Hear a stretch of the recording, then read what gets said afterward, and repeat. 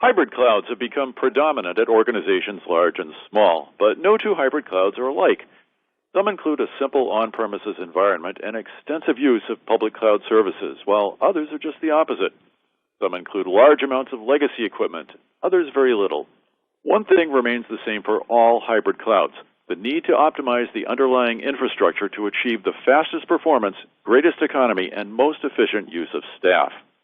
Hi, I'm Stan Gibson, and I'll be your host and moderator for this webcast. Joining me to explore how to optimize your hybrid cloud deployments are two experts. Kathie Lyons, Executive Vice President and General Manager for Parkview Managed Services at Park Place Technologies. Welcome, Kathie. It's great to have you here for this webcast. Thanks, Dan. I appreciate the time from you and for everyone who's joining us today. Also joining us, Jim Dowson, Vice President, Pre-Sales Engineering for Parkview Managed Services at Park Place Technologies. Welcome, Jim, and thanks for joining us today. Thanks, Dan. It's a pleasure. Before we dive into our discussion, just a quick word for members of our audience. If you have a question at any time, please type it into the Q&A box on your screen and then press Submit. You will receive an email reply within just a few business days. Kathie and Jim, there are an infinite number of hybrid clouds out there. What is needed for successful hybrid cloud management? Well, it always begins with planning, and a good plan begins with a good assessment and then strategy and governance. And that means involving the critical stakeholders in the process, not just the technical SMEs, but also the business owners. And I'll also put a word in for a great project manager as well to keep everybody honest. And during that process, a lot of emphasis will be placed on the plan for data migration and execution of data migration. I like to say that data has inertia. It's hard to deal with, and we'll get into some details about that in a little bit.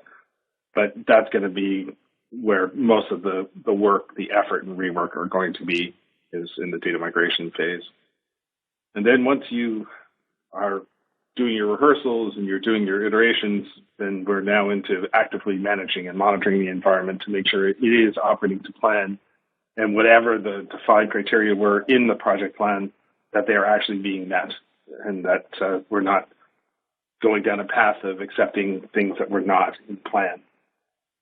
Key to that is going to be our connectivity, not just back to our hybrid infrastructure, our on-premises infrastructure, but also possibly multi-cloud in some environments as a business continuity strategy. And we have to do all of those things while we're also worried about costs. So that's why it's also important to have the finance team involved in the strategy and governance phase as well.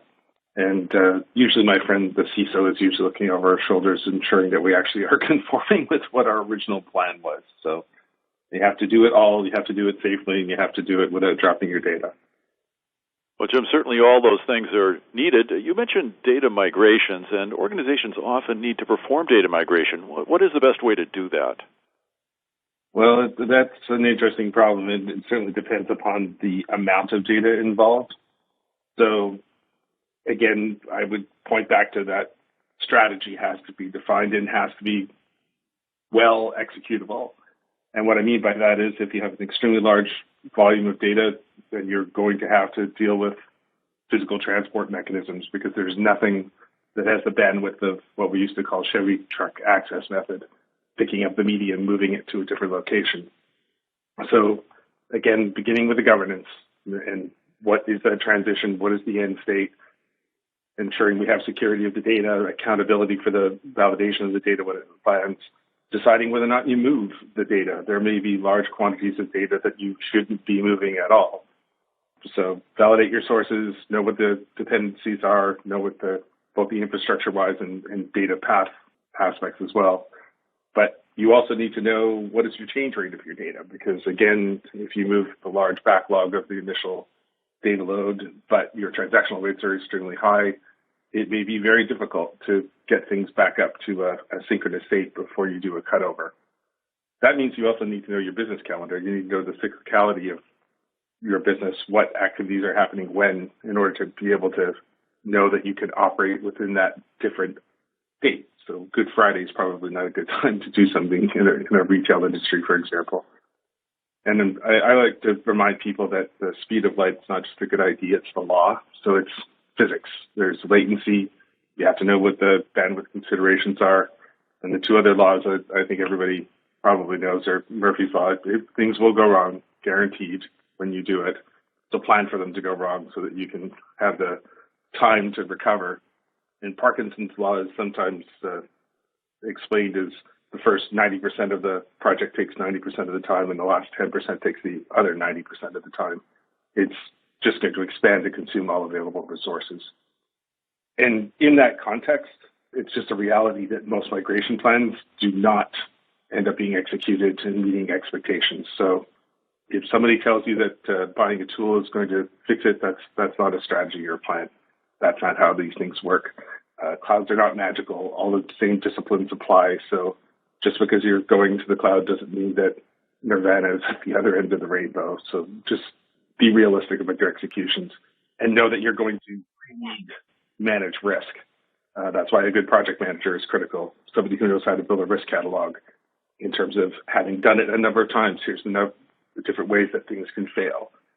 When you're in transition and you're moving an application, you have to be very cognizant that your business continuity and disaster recovery plans are still viable and still workable, and they have to be tested before, after, during.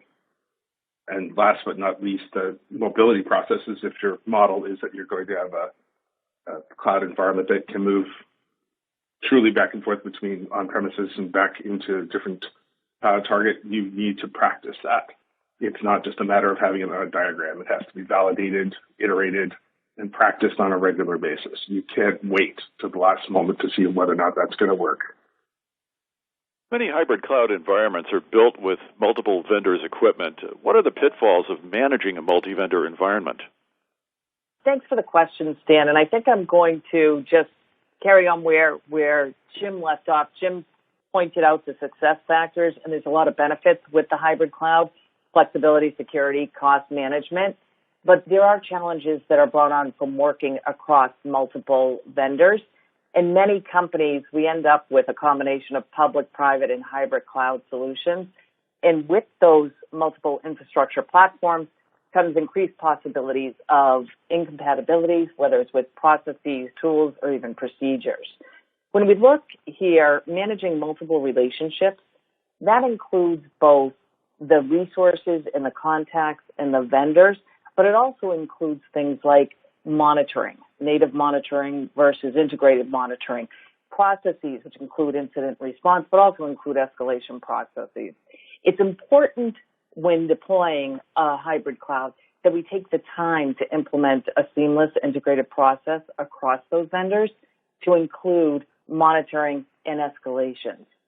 We don't want to end up using different tools across the enterprise, so it's best if we figure out how to integrate the traditional IT tools we're used to on-prem with the cloud monitoring so that we can have continuous monitoring in one view of our enterprise to quickly assess issues, figure out the resolutions and root cause, and rapidly respond. When we look at it, some of the things that happen in a regular production support environment would be the time we have to spend on maintenance and updates. When we're working across multiple vendors, it's important to continually assess the infrastructure, which we do through monitoring, look at its health, and keep it updated with the most current or recommended patching. Coordinating this across vendors does require planning, so it does go back to the planning, which Jim spoke about, and testing across the technology, and as well as adapting to the different vendors' release cadences. So integrating their schedules into our project plans and into our production support plans and processes, so it's seamless to our customers, whether they're internal business partners or actually external customers. Brings us to the compatibility. So systems compatibility for on-prem and public cloud environments, when they work together in a hybrid cloud approach, they are sometimes not fully compatible and might not be easy to synchronize. So this can result in latency issues if it's left unaddressed. I think what we should do here is determine if our existing tools that we have in our traditional IT teams will work, or if we need to acquire and learn new tools to ensure compatibility. And that's one way to address that. Lastly, and this is something that always comes, I find last, is the reporting. So we're calling it report clutter. there's going to be a huge amount of important data collected across all of these infrastructures, and visualizing that data becomes super vital. We need a single consolidated dashboard to gain a view of the hybrid environment so that we're able to see how the entire infrastructure is performing. It's sometimes a challenge to get the one view. You're working with different tools from different vendors, but it should be a goal, and this can be its own separate project as a subset of the overall deployment of the hybrid cloud. In ingesting all the data from different solutions, you need to consolidate it, translate it, normalize it for a single pane of glass for your teams to actually address and work off of these dashboards. And it does, keeping track of all this data coming in from different sources in the same place altogether, it can become a complex exercise. And this is somewhere where you determine what resources you would want to allocate to this type of exercise across the infrastructure. Sorry, I was going to say, I would like to add that Kathie's point on maintenance and updates, that just because you're in a containerized environment like Kubernetes or Docker doesn't mean that you don't also have to patch the application layers. So again, it's not magic. All the normal disciplines that we deal with in IT still apply. Thanks, Jim. That's an excellent point. Appreciate that. Continuing on, we hear a lot about the skills gap. That is, the difficulty in finding and hiring people with the right infrastructure management skills. Just how big a problem is the skills gap?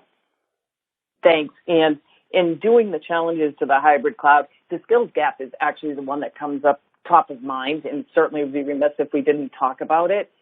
You know, before we had this, pandemic, our IT teams were already experiencing limited capacity for these skilled resources. Since we've had this kind of remote work and flexibility, as well as what's being called the Great Resignation here in the United States, but is actually having a global impact, that in combination with the already limited resource pool is really hitting our IT teams hard. It's very difficult to get the skilled, experienced resources at a capacity level to support your company. Many of the IT shops are doing IT differently now based upon remote work. So it's really exaggerated what was already a scarcity of resources. In addition to that, you're seeing not only are people changing jobs, so it's a constant churn, but long-term employees are leaving, and they may have been on older technology. They may leave. They may have gone to a different technology set. AIX is a great example of this, where, the resources supporting AIX are slim around the world, and those resources are either going into retirement or switching to different technology, leaving an actual technology gap with IT shops today. Along the same lines is the traditional IT teams. We would invest in resources at specialized skills, whether that was specialized technologies or processes. And often that would mean that they're single-threaded. So if there is actually churn in our specialized skill set, that leaves a very large gap for us because we could be going with nobody overlooking some of our most critical infrastructure. And what we are seeing with many of our customers, and they are looking for managed service providers and partners to work with to help them supplement their teams. So to come in with that technology expertise, with the ability to monitor their infrastructure 7/24, and to not only let them know something's happened, but actually take it a step further and remediate things to ensure that the infrastructure is performing at its best. So all of these things, it's really a changing environment when it comes to IT resources today. And that coupled with people doing things like transitioning to hybrid clouds is really stressing the system. So often people are looking for some assistance, a partner to work with them so that they're able to not only do these new strategic initiatives, but, make sure that they're doing the production support or keeping the lights on. So skills is a challenge, was a challenge in the past, and continues to be a great challenge across the IT team. What are the basic choices for server and network management? In terms of skills application, Stan? Well, the challenge is the choices between, do you have the adequate staffing to be able to have the skills present within your own team and build up the experience to procure, manage, and run the appropriate tools? And are you willing to actually allow people to spend the time to develop that competency to be able to operate and run that environment? As Kathie was saying, that the challenge that we're also seeing with some of our customers now is that the skills marketplace has become that someone in Idaho can now work on cloud services for a California technology company. So the cost of the skill is being escalated rapidly, and the availability is dropping down dramatically. So being able to find those people with those skills is quite difficult. And that's why it may be compelling to deal with a managed services partner, because they can adequately staff and acquire and pay appropriately and fully utilize those specialized skills. People who want to do security will love to work for a specialist security firm, for example. People who are very, very good at data migrations will like to work for a specialist data migration organization. And the benefit to the customer is that they don't have to acquire and maintain at high utilization those new specialized skills for those new activities. And most companies will specialize in running their business, not being specialist in cloud migrations. That's not their primary means of earning a living. So having someone who does it all the time and knows how to train, develop, and keep those people, who has high proficiency with the tools that they use, enables you to compartmentalize that aspect of your migration activity and to be able to count on a trusted partner to be able to allow your team to focus on what your business needs. Well, it seems that working with a partner certainly has its advantages. Perhaps you could drill just a bit deeper into the benefits of working with an infrastructure partner.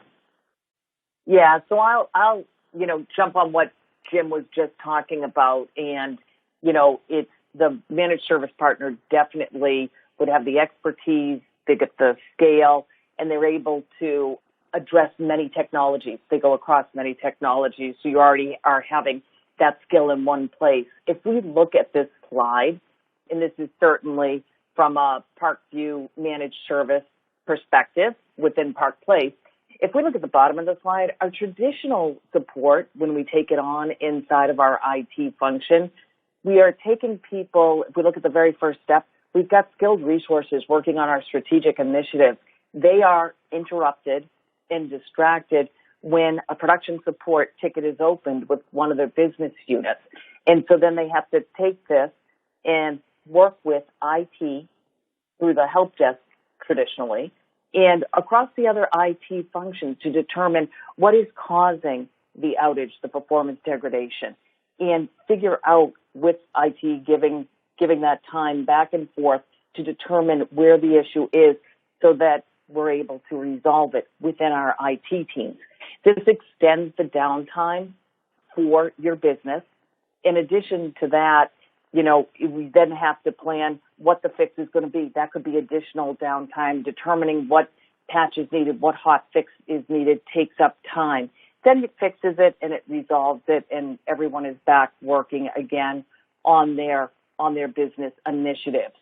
When we look at a managed services, specifically through Parkview on the top part of it, you can see that it was proactive monitoring, 7/24, 365 days a year, in our Enterprise Operations Center with skills across all of the technologies within our customers' environments. We are notified, and what we do is engage, and we can notify the customer of what your issue is, what we would recommend to do to remediate it, or we can do the remediation on behalf of the customer. Then it will be resolved, and we continue monitoring and managing it from there. A much shorter process brings down the time that you are suffering from either an outage or performance degradation. Certainly, it takes resource capacity down that is needed from both the IT teams, but also the business impact on those resources, because it would be a shortened period of time for the issue. The managed services team would have the skills and the scale. They're working with these technologies every day. Within our own IT groups, we may not have that practice time. And then, the downtime is really, or performance degradation is reduced because we have an accelerated path to root cause. We're using the information we have, the data we have, to really filter incidents and to quickly determine root cause, whether this is with our managed services or even with hardware maintenance. And then it's proactive in nature. We're responding to things immediately, and we're actually able to take a proactive stance with our customers' issues. And so all in all, we see the benefits of working with a managed service partner, and it's actually, we work with the IT teams. We don't replace them. We're complementary. So we're finding it's a great relationship with our customers. Well, that certainly makes sense. How would you summarize your approach to infrastructure support? Well, it all begins with assembling the right expertise. I hope that comes through strongly. There's a great German proverb that I like to live by, that there's a tool in the hands of a fool is still just a tool and a fool. So being able to assemble the skill to be able to know how to manage the environment and to manage the processes is a critical factor to be able to do that. And then allowing that team to monitor what the business believes and knows to be the key metrics for what outcome they're trying to get from the migration and from the new application / infrastructure design. So know what you want, measure it, monitor exceptions, and make sure that it's all within your standard business processes, that it's not an outside process to do it. So integrate the hybrid / multi-cloud environment to ensure that you're properly handling exceptions within your service desk, your ITSM processes, and ensure that you're correctly prioritizing, triaging and sending alerts and getting those to the right people so that failures and incidents are properly handled according to what your service level requirements are.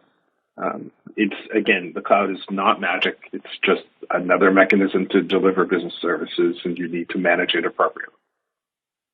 And I would also add, Jim, from a hardware perspective, in this hybrid environment, you will still have on-prem infrastructure, which these steps also are critical for hardware maintenance and the event management and the triaging and an integrated automated solution to quickly root cause and resolve any hardware issues as well.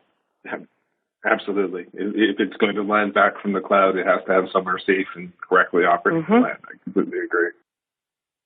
Before we close, what are the points that members of our audience should remember? Oh, thanks, Dan.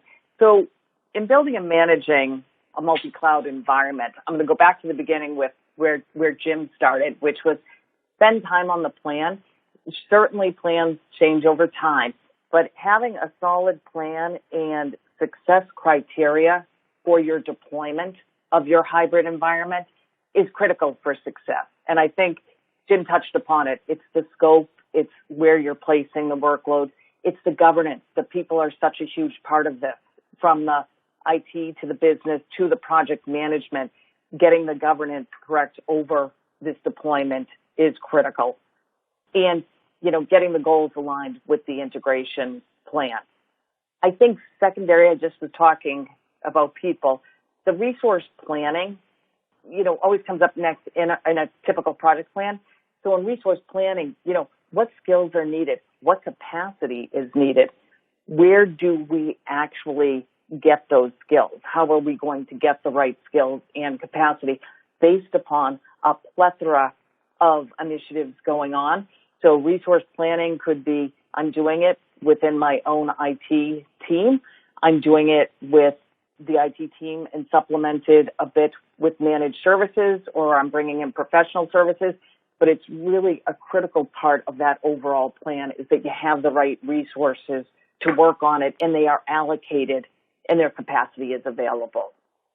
For the infrastructure management model, the monitoring and analyzing of all of your infrastructure, the server storage networks, and relating it to the impact on the performance and availability of your business applications is critical. And it's critical in looking at it in one, which we'll get down to the reporting, but in one visualization so that you can see everything in one place and understand the criticality of what's going on and what needs to be addressed or tweaked.